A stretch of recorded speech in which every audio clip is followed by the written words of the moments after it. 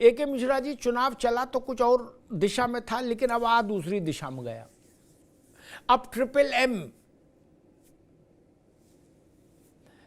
M पर आ गया ये मंगलसूत्र, मंदिर और मुसलमान नहीं।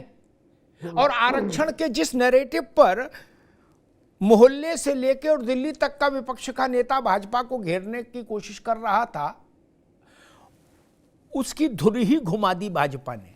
अब मसला यह हो गया कि पिछड़े और दलितों का हिस्सा काट के मुसलमानों को दोगे क्या?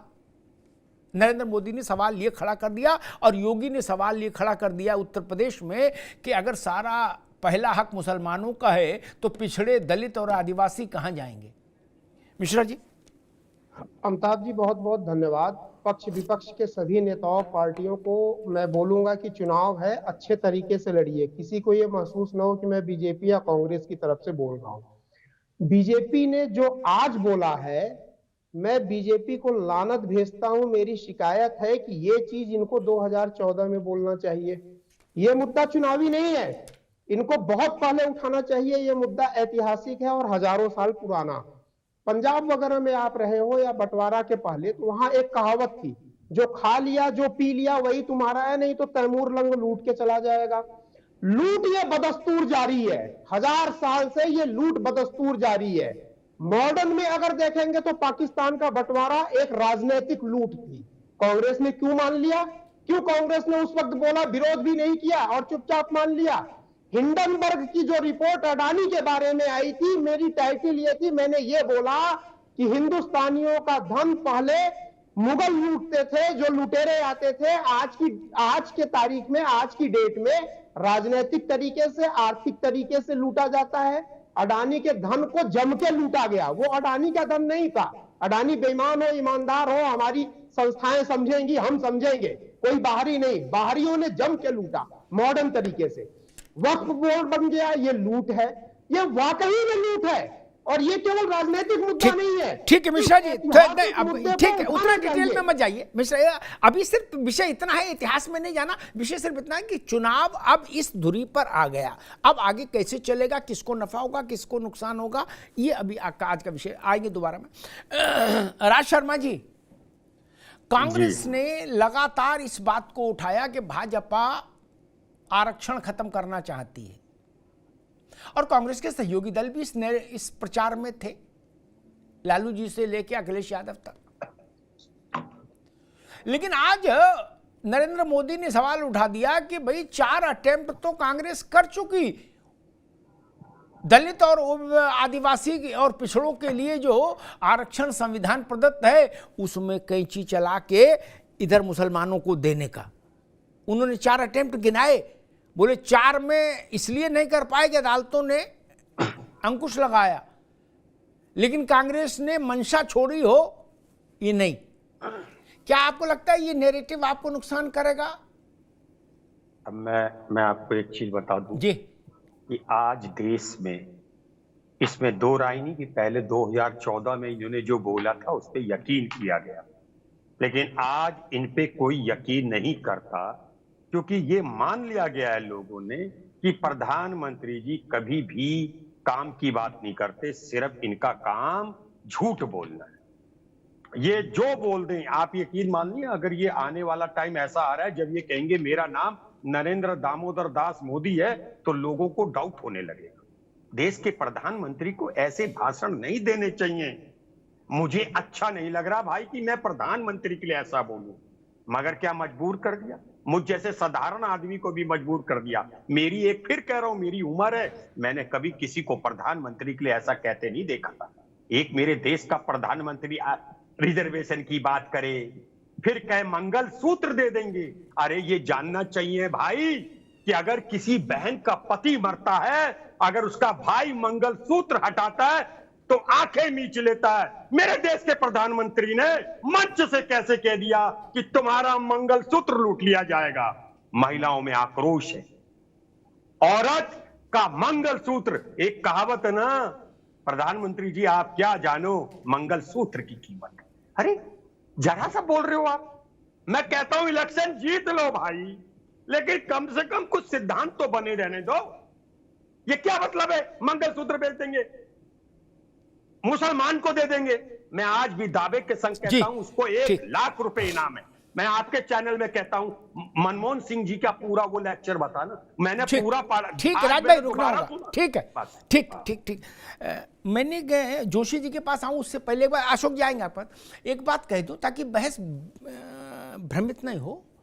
मैंने कल भी कहा था इसी विषय पर कि डॉक्टर मनमोहन सिंह जी योग्य व्यक्ति हैं।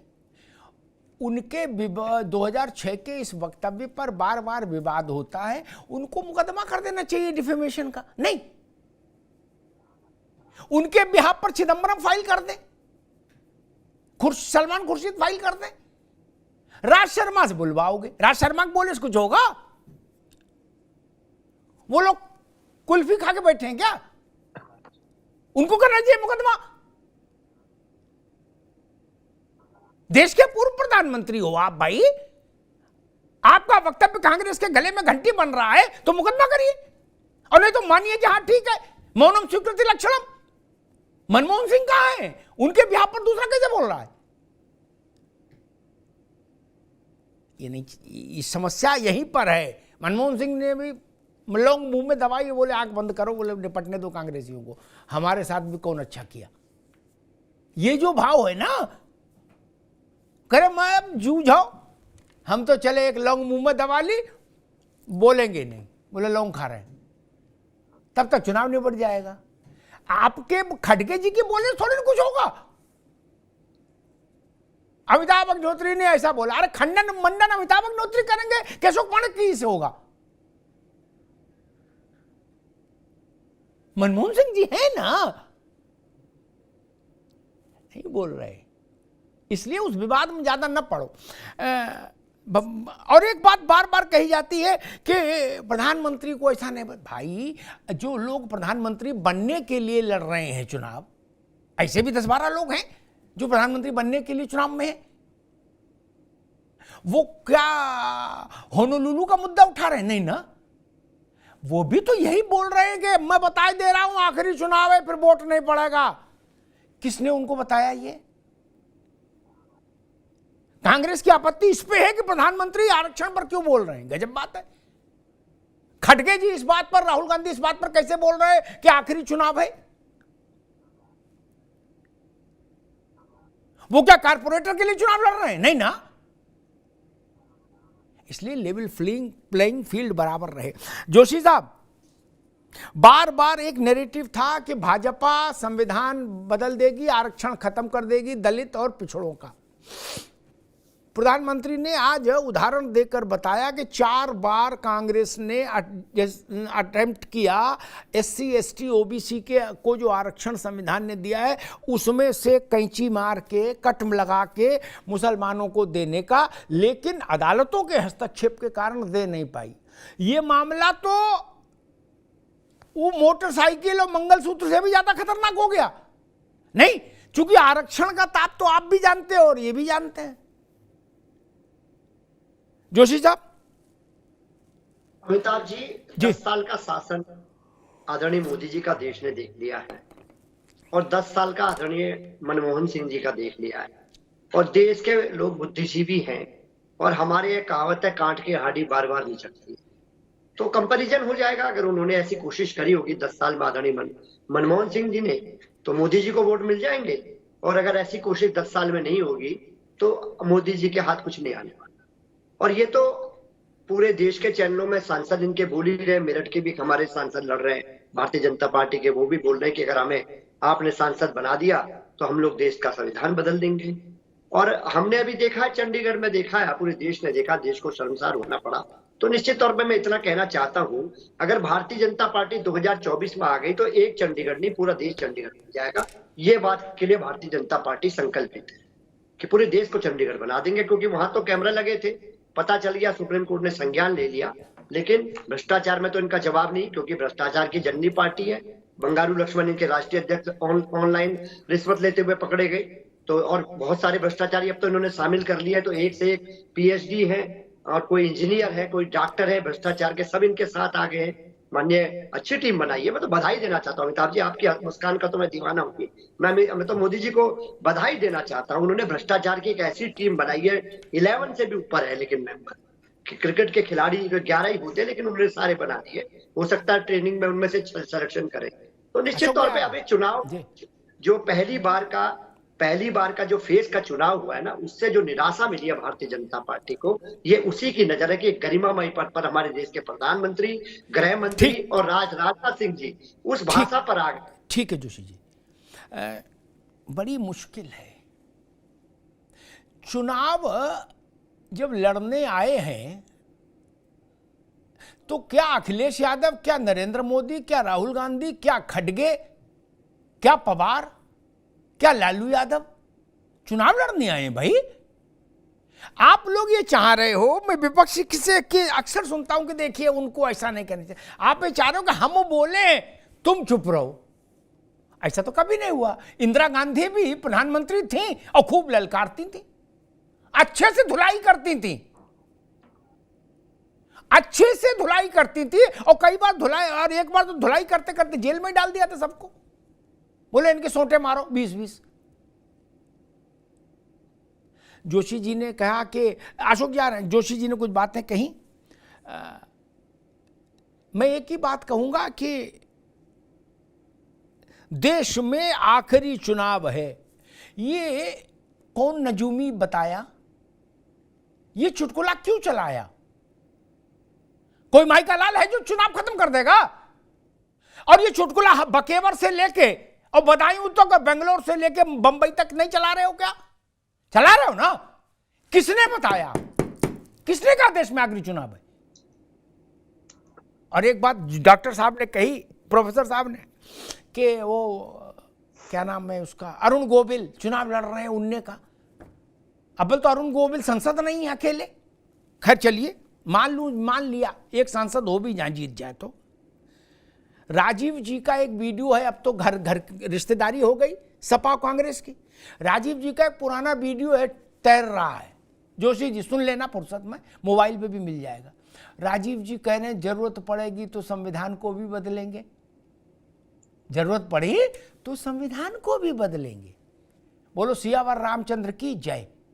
और उनका लड़का कह रहा संविधान को बदला तो आग लग जाएगी, फायर। क्या कर रहे हो यार? इंदिरा गांधी ने कहा कि इस देश में आग लगाओ जात पात में, जात पर ना पात पर मोहर लगेगी हाथ पर। इंदिरा गांधी ने नारा दिया। जोशी जी सुन लो, आपकी रिश्तेदारी है, अब तो मामला समझाने का इसलिए बता दें, जात पर ना पात पर मोहर लगेगी हाथ पर। अब वहां इंदिरा जी का नाती क्या कह रहा? ए से लेके जेड तक जात पर ही बात करूंगा।